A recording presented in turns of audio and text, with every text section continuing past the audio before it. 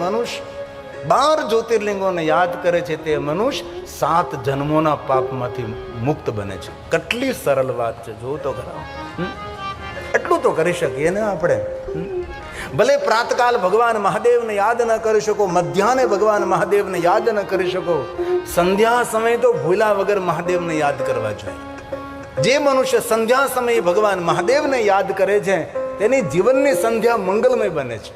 જીવનની સંધ્યા એટલે વૃદ્ધાવસ્થા, બુઢાપો. દરેક માણસના જીવનમાં સંધ્યા આવવાની છે. ઘણા વૃદ્ધાશ્રમનું નામ હોય છે સંધ્યા આશ્રમ. જર્જરિત થવાનું છે શરીર, આજ નહીં તો કાલ, હર કોઈ વ્યક્તિના જીવનમાં. તેથી વૃદ્ધાવસ્થા જેને મંગલમય બનાવવું હોય તેને સંધ્યા સમયે જીવનના એક કાર્યોને કરોડો કામ છોડી ભગવાન મહાદેવનું દર્શન કરવા માટે શિવાલય જવું જોઈએ.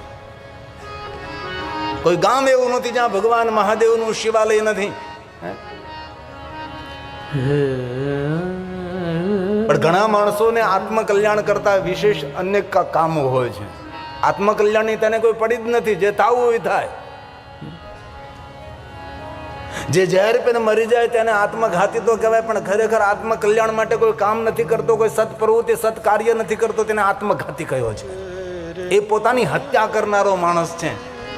જે સત્કર્મ નથી કરતો, એ પુણ્યકર્મ નથી કરતો, સેવા નથી કરતો, યજ્ઞ નથી કરતો, પૂજા અર્ચન નથી કરતો, ભગવાનનું દર્શન નથી કરતો, સજ્જનોની પ્રશંસા નથી કરતો, બ્રાહ્મણોને વંદન નથી કરતો, સાધુ સંતોની આમન્ય નથી રાખતો, એ મનુષ્ય આત્મઘાતી છે. એ જીવતો હોય તો પણ તેને મરેલો સમજવો. આપણા દરેકના ગામમાં ભગવાન મહાદેવ બિરાજે છે અને શંકર ભગવાન 24 કલાક તમારી રાહ જુએ છે. કોઈ પણ માણસ કોઈ પણ સમયે ભગવાન શિવજીનું દર્શન કરવા માટે જઈ શકે છે. ક્યાં ભગવાન મહાદેવ એમ કહે છે કે તમે પ્રાતકાલે જાઓ ને બ્રહ્મ મુહૂર્તમાં આવો ને મધ્યાહન આવો? કોઈ પણ સમય, કોઈ પણ વ્યક્તિ કોઈ પણ સમય ભગવાન શિવજીના દરબારમાં જઈ શકે છે. કષ્ટભંજન મહાદેવ, દુઃખભંજન મહાદેવ, ભીડભંજન મહાદેવ. ભગવાન રાહ જોવે છે. એક વાર તો મારી પાસે આવો, હું તમારી ભાગ્ય રેખા બદલી શકું છું. એ ભગવાન મહાદેવ છે. આમાંથી અનેક મહાદેવના ભક્તો રોજ શિવાલય જતા હશે અને ભગવાન શિવનું દર્શન કરતા હશે. તેથી ભલે બ્રહ્મુહૂર્તમાં મધ્યાહને ભગવાન મહાદેવને યાદ ન કરી શકો, પણ સંધ્યા સમય તો શિવને યાદ કરવા જોઈએ. સંધ્યા એટલે સૂર્યાસ્ત થવાનો છે, ઘનઘોર અંધકાર મળવાનો છે. અંધકારમાં જ્યોતિની જરૂર પડશે. આંખ બંધ થાય અંધકાર, અંધકારમાં જ્યોતિ આપનારો શિવ. શિવ જ્યોતિ છે, શિવ પ્રકાશ છે. તેથી સંધ્યા સમયે જીવનના હજારોની કરોડોની દરેક કાર્યો છોડી સંધ્યા સમયે વિશેષ પ્રકારે ભગવાન મહાદેવને યાદ કરવા. જીવનના દરેક કષ્ટ અને દુઃખમાંથી મુક્ત કરનારા મહાદેવ છે. જન્મ મૃત્યુ જરા. અરે હૃદયથી જે બાલ્યવસ્થાથી મહાદેવની ભક્તિ કરે ને તેને જીવનમાં વૃદ્ધાવસ્થા પણ ન આવે. એ મહાદેવ છે. તેનું શરીર જર્જરિત ન થાય. એ શંકર ભગવાન છે. પણ ભારત દેશના દુર્ભાગ્ય કહો, ભાગ્ય કહો, જે કાંઈ કહો તે અનેક વિચારધારાઓએ ભગવાન મહાદેવની પરંપરાને ઘણી બધી ડેમેજ કરી છે. શિવાલયો સુમસામ થયા. એક યુગ હતો, દરેક વ્યક્તિ શિવાલય જતો હતો, ભગવાન મહાદેવનું દર્શન કરતો હતો. શિવ પ્રત્યેથી સમાજમાં ગલતફહેમી ઊભી થઈ, ખોટી વાતો મહાદેવ પ્રત્યે કરવામાં આવી, લોકોને શિવ ભક્તિથી વંચિત કરવામાં આવ્યા છે. અને કોઈ પણ મનુષ્ય મહાદેવનો ભક્ત હોય અને શિવ ભક્તિથી વંચિત કરો, તેની હત્યા કરવાનું પાપ લાગે છે. જીવની યાત્રા શિવ સુધીની છે. તેથી જીવનના કાર્યો છોડીને ભગવાન મહાદેવના શિવાલય દર્શન કરવા જવું જોઈએ. ભલે 12 જ્યોતિર્લિંગોની યાત્રા ન કરીએ, પણ આપણા ગામમાં તો જ્યોતિ સ્વરૂપ ભગવાન મહાદેવ બિરાજે છે ને. શિવ આપણા જીવનનો આધાર છે. શિવ આપણા જીવનનું મૂળ છે. શિવ આપણો પ્રારંભ છે. શિવ આપણો મધ્ય છે. શિવ આપણો અંત છે. શિવ આપણા માટે આનંદ છે. એ મહાદેવ છે.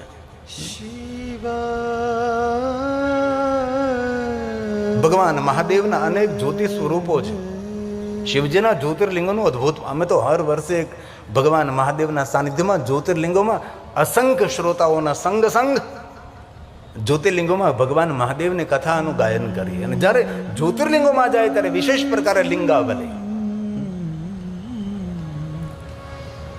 અને કેદારેશ્વર મહાદેવ કઠિન, પણ એકવાર અમે ત્યાં ભગવાન મહાદેવની કથાનું આયોજન કરેલું હતું, કારણ અનેક શ્રોતાઓ સાથે. પણ બીજે દિવસે જ લોકો અડધા તો નીચે ઉતરી ગયા, કારણ કે કેદારેશ્વર મહાદેવ ત્યાં 7 દિવસ 9 દિવસ રોકાવું એ બહુ કપરું છે, અઘરું છે.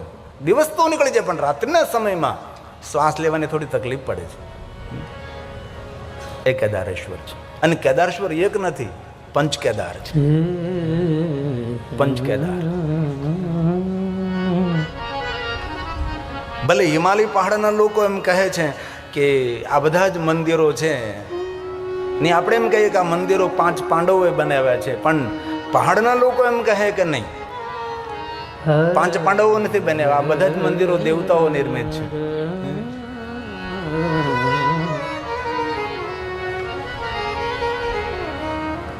અમે 1 વર્ષ પહેલા કેદારેશ્વર મહાદેવ કથાનું ગાયન કરવાનું હતું, પણ અમારા જજમાનની થોડી સ્થિતિ, આમ શારીરિક સ્થિતિ થોડીક યોગ્ય નહીં હતી, તેથી અમે ઉખી મઠમાં કથા કરી.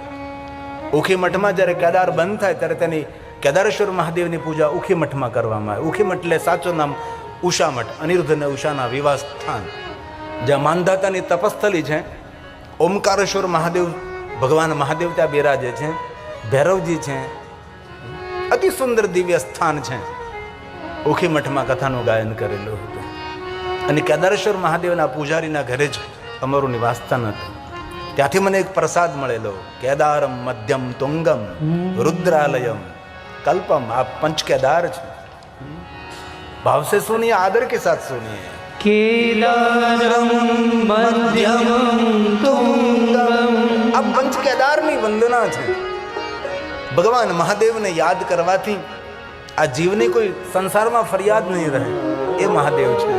કેદારમ केदारम मध्यम तुंगम तथा रुद्रालयम प्रियम कल्पम च महादेवी सर्व पाप प्रणाशनम सर्व पाप प्रणाशनम. ભગવાન શિવ એક એવા દેવ, જીવનના દરેક પાપોમાંથી મહાદેવ મુક્ત કરનાર છે. એ શિવ છે. અરે શિવ મહાપડ ગ્રંથમાં સ્વયં બ્રહ્માજી નારદને કહે છે કે નારદ, ભગવાન શિવજીના એક નામમાં એટલું સામર્થ્ય છે કે એટલા પાપ મનુષ્ય પોતાના જીવનમાં કરી પણ શકતો નથી. એટલા આનંદ પાપોમાંથી મુક્ત કરનારા ભગવાન મહાદેવ છે.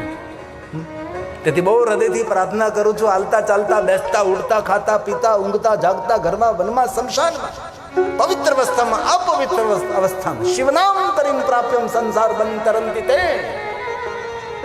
સંસારમાંથી તારનારું ભગવાન શિવનું નામ છે. શિવનામ કુંઠારણે વિનાશનો જાય તે ધ્રુવ. જળમાંથી ઉખેડી ફેંકી દે પાપને.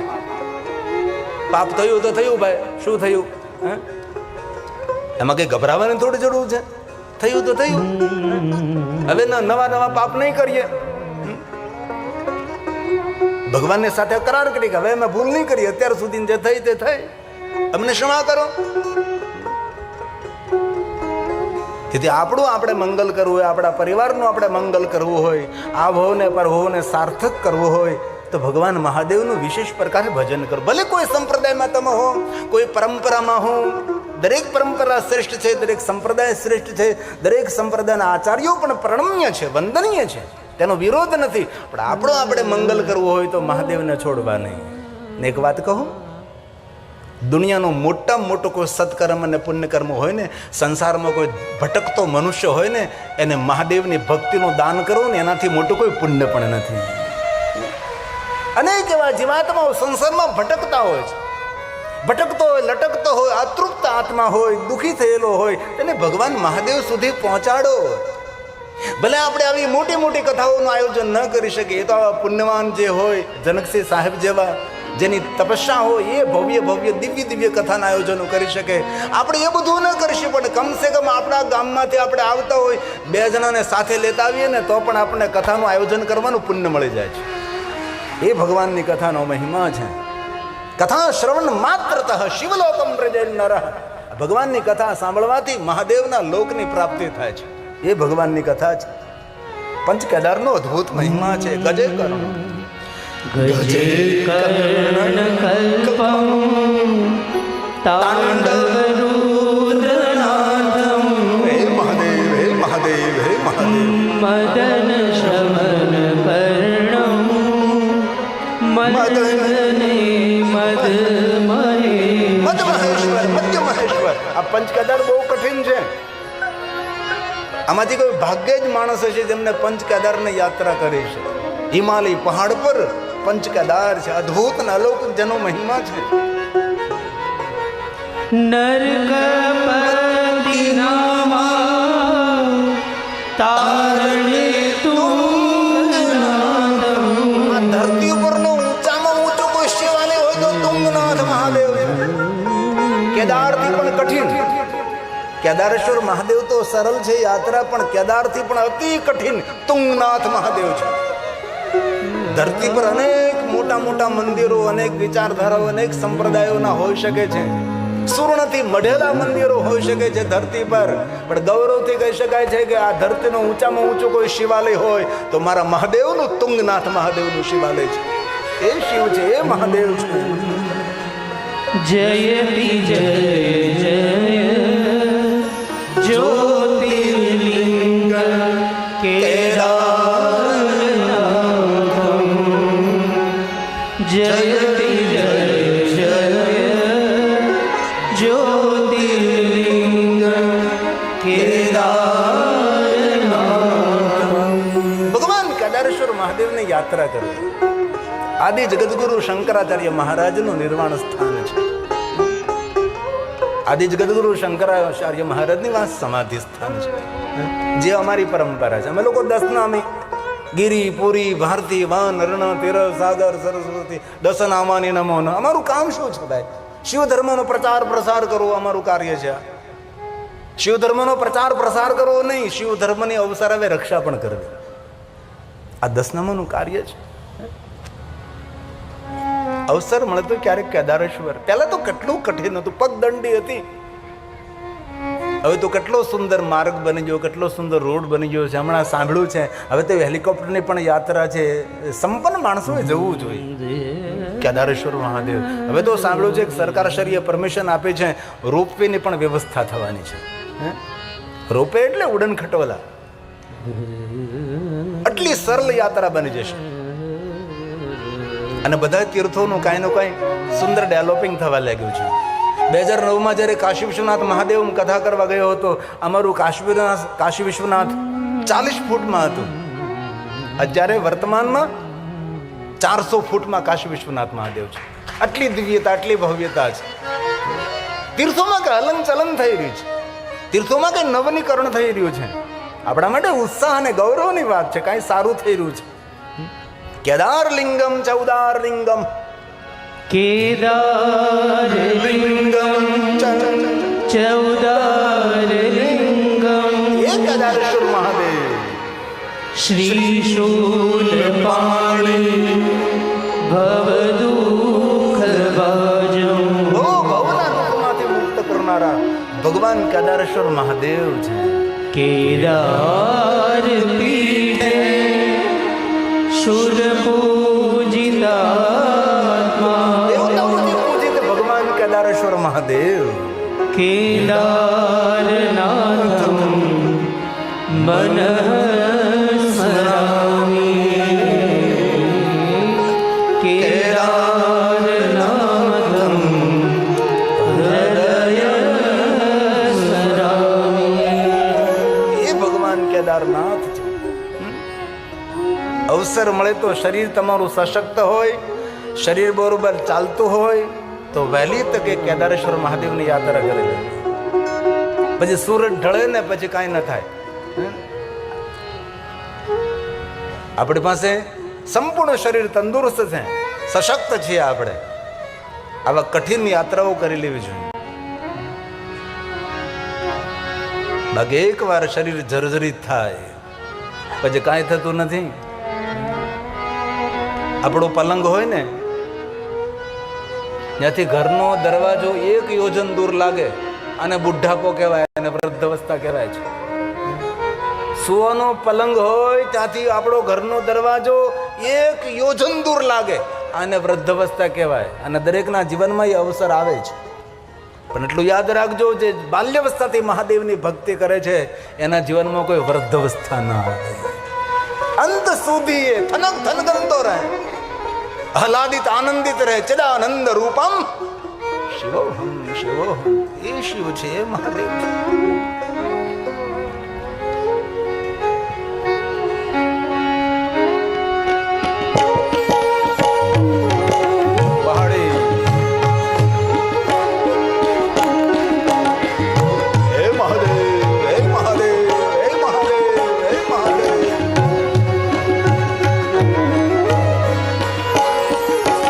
હર હર મહાદેવ.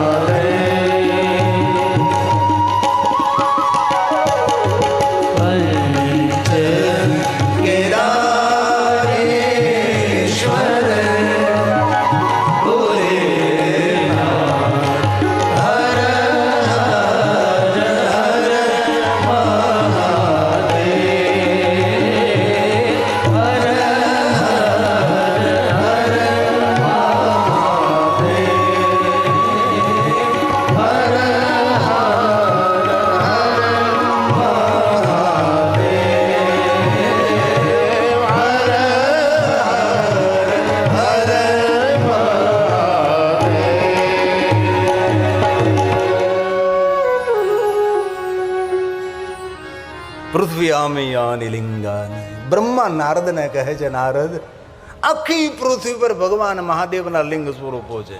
તીર્થે તીર્થે શુભાની. આપણા ભારતનો કોઈ તીર્થ એવું નથી કે તીર્થની અંદર ભગવાન મહાદેવ ન હોય. અને તીર્થને તીર્થ ત્યારે જ કહેવામાં આવે જ્યારે ત્યાં મહાદેવ બેઠા છે. મહાદેવ વગર કોઈ તીર્થ નથી. અને પુરાણને ધર્મ પુરાણ ત્યારે કહેવામાં આવે, પુરાણમાં મહાદેવનો મહિમા હોવો જોઈએ. જ્યારે મહાદેવનો મહિમા હોય છે ત્યારે તેને ધર્મ પુરાણ કહેવાય છે. શાસ્ત્રને ધર્મશાસ્ત્ર ત્યારે કહેવાય છે શાસ્ત્રમાં મહાદેવનો મહિમા હોય છે. તેથી એક પણ પુરાણ આપણું એવું નથી, એક પણ આપણો શાસ્ત્ર એવું નથી જેની અંદર ભગવાન મહાદેવનો મહિમા ન હોય. રામચરિત માનસની રચના કરી તુલસીદાસજીએ ભગવાન મહાદેવનો મહિમા ભરપૂર ગાયો છે. શિવ વગર બધું જ અધૂરું છે. તીર્થે તીર્થે મહાદેવ. પંકજભાઈ રાવલે કહ્યું, ડોક્ટર પંકજભાઈએ કહ્યું કે 18 પુરાણમાંથી 10 પુરાણ તો મહાદેવ એકલા રોકીને બેઠા છે. કેટલી મોટી વાત, તમે વિચાર તો કરો. તો મહાદેવને સમજવા માટે 10 પુરાણનું તો અધ્યયન કરવું પડે ત્યારે થાય. હવે આટલું જ મોટું જીવન ન હોય માણસનું. અનંત મહિમા, આદિ અનાદિ ભગવાન શિવ છે. સંખ્યા ન વિદ્યતે. કેટલા ભગવાન મહાદેવના લિંગ સ્વરૂપો ધરતી પર છે તેની કોઈ ગણતરી કરી શકતું નથી. બ્રહ્મા સ્વયં બોલે છે, હે નારદ, હે નારદ, સર્વેષાં શિવલિંગાનાં. દરેક જગ્યાએ ભગવાન મહાદેવજી બિરાજે છે. પૃથ્વ્યામ યાની લિંગાની.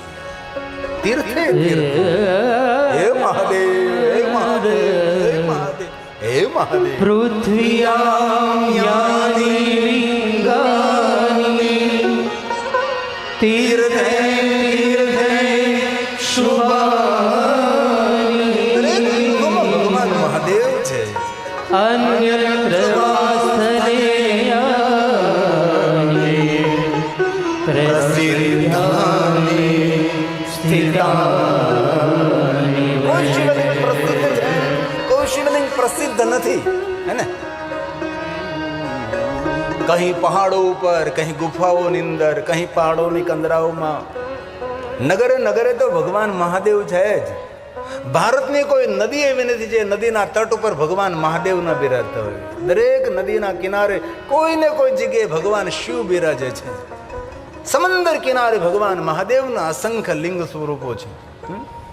અને જે નદીનું ઉદ્ગમ સ્થાન હોય અને એ નદીને મળતી હોય, અથવા કોઈ સરોવરને મળતી હોય, અથવા સમંદરને મળતી હોય, જે નદીના 2 કિનારામાંથી એક પણ કિનારા પર કોઈ પણ જગ્યાએ શિવાલય ન હોય એ નદીનું પાણી ન પીવાય.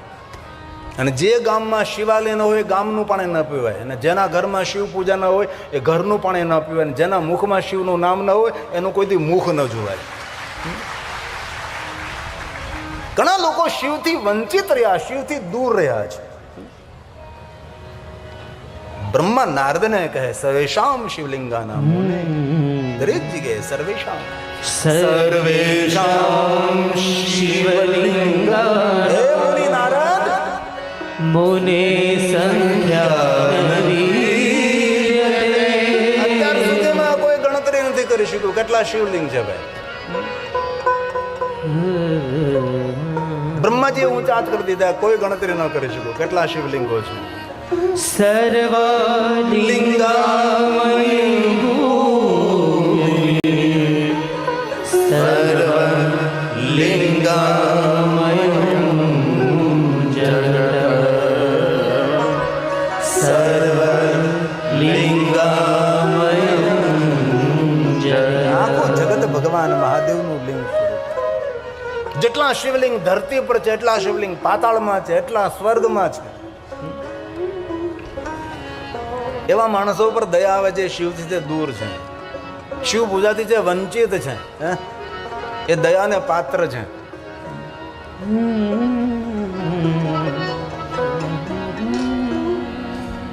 આપણા ગામમાં ભાવનાથ મહાદેવ તો છે જ, પણ અમે મનોરથ કર્યો છે કે આ કથા આપણને મળી છે સંકલ્પ શરી બ્રહ્મલીન બ્રહ્મનિષ્ઠ સદગુરુ દેવશરી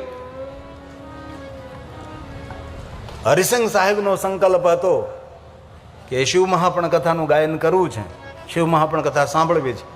ભલે શરીરથી આપણી વચ્ચે નથી પણ એમને કોઈ ચેતના કોઈને કોઈ જગ્યાએ કામ કરતી છે અને કથાનું શ્રવણ તો કરતા હશે હરિસંગ સાહેબ, પણ કથાનું શ્રવણ કરતાં કરતાં જનકસિંહ સાહેબને તો આશીર્વાદ દેતા હશે, પણ આપણને આશીર્વાદ આપતા હશે કે કેટલા શાંતિથી કથા સાંભળે છે, કેટલા શિસ્તમાં કથાનું શ્રવણ કરે છે. ભલે ચેતનાને આપણે જોઈ ન શકીએ પણ અનુભવ તો શકીએ ને. જો સમજે વહી પહેચાને. ભગવાન દર્શન કરવાનો વિષય નથી, ભગવાન તો અનુભૂતિનો વિષય છે ને. અમે મનોરથ કર્યો છે અમારા વર્તમાન ગાદીપતિ શ્રી ભક્તભૂષણ શ્રી જનકસિંહ સાહેબ કે આવતા સમયની અંદર જે જે આશ્રમનું ડેવલપમેન્ટ થઈ રહ્યું, તેનો વિકાસ થઈ રહ્યો છે, બધો વિકાસ થઈ જાય પછી ગૌશાળા જે કાંઈ નાના મોટા સેવાના પરિકલ્પ છે બધા જ પૂર્ણ થાય. બધું છેલ્લે છેલ્લે એકદમ છેલ્લે કોઈ મહાદેવનો બંદો જાગે, હરિસંગ મહાદેવ નામે શિવાલય નિર્માણ થાય. શિવ તો આપણું મૂળ, શિવ આપણો આધાર, શિવ આપણી છત્રછાયા, શિવ આપણો રક્ષક છે, શિવ આપણી ઢાલ છે, એ મહાદેવ છે. તેથી આપ સૌને વધારે તો ન કહું પણ તમારા ગામમાં મહાદેવ તમારી રાહ જોવે છે. એકવાર તો મારી પાસે આવ, એકવાર તો મને મોઢું દેખાડી જાય ભાઈ. બાકી જિંદગીભર જે શિવાલય નથી ગયા ને એનો દીવો પછી શિવાલય લઈ જાય. આપણા ગુજરાતમાં ખાસ સૌરાષ્ટ્રમાં આ બાજુ તો ખબર નહીં, પણ માણસ જ્યારે ગુજરી જાય ને તેનો દીવો લઈને જાય, આમ શિવાલય જાય, જીવતા ગયો નથી. અરે મળ્યા પછી આપણા નામનો દીવો શિવાલય લઈ જાય અને કરતા જીવતા શિવાલય જઈને દીપમાળા ના પ્રજ્વલિત કરી દઈ. અંજવાળું અંજવાળું આજ મારે અંજવાળું, સદગુરુ આવ્યા આજ મારે અંજવાળું. ન કરી શકાય? કરી શકાય. એકદમ સુંદર દીપમાલા પ્રજ્વલિત કરી શિવાલય જાય. અને મને અનુભવ છે ત્યાં સુધી જે જીવતા શિવાલય નથી ગયા ને મેરા પછી તેને દીવા શિવાલય નથી પોગતા, રસ્તામાં ઓલાઈ જાય છે. પછી ઘેરો વળે, એલા ઘેરો વળો, ઘેરો વળો, હળગાવ હળગાવ હળગાવ હળગાવે એમ કે પ્રજ્વલિત કરે એમ દીવાને હળગાવે. તેથી મર્યા પછી શું થાય ખબર નથી, પણ જીવતા કાંઈક કરી લઈએ કે આ દુનિયા આપણને યાદ કરે, દુનિયા આપણા નામનું ગૌરવ કરે. કાંઈક તો આ જગતની અંદર ભલે કાંઈ લાવ્યા નથી, કાંઈ લઈ જવાના નથી, એ સાચી વાત છે, પણ કાંઈક દઈને તો જાય આ દુનિયાને. કેટલા કેટલા આવિષ્કાર આપણા જેવા માણસોએ કર્યા, તમે જુઓ તો કરો. આપણા જેવા જ માણસો ને, અને ગપ્પા મારી મારીને દિવસો નથી વિતાવ્યા, વ્યર્થ વાતો કરી કરીને, વ્યર્થ વિચારો કરી કરીને, મિટિંગો કરી કરીને, સભા. હું પણ યાર જીવનનું મૂલ્ય તો સમજો તમે. આ દુનિયાને બધું અપાય, જીવનનો મૂલ્યવાન સમય કોઈને ન અપાય. કેટલા કેટલા આવિષ્કારો આપણને આ બધું મળ્યું છે, આપણા જેવા માણસોએ સંશોધન કર્યું છે. આ કોરોના કાળમાંથી એટલી મોટી રક્ષા થઈ એ કોને કરી છે? સારા ડોક્ટરોએ આપણે રક્ષા કરી છે, એમને સંશોધન કર્યું. દિવસ રાત્રિ પ્રયોગ કરતા રહ્યા અને વેક્સિનની શોધ કરીને આપણા સૌની રક્ષા થઈ. તેથી વાસ્તવિક જીવનને સ્વીકારો, વાસ્તવિક વાતને સ્વીકારવાનો પ્રયાસ કરો. કાલ્પનિક દુનિયામાં આપણે જીવવાની જરૂર નથી.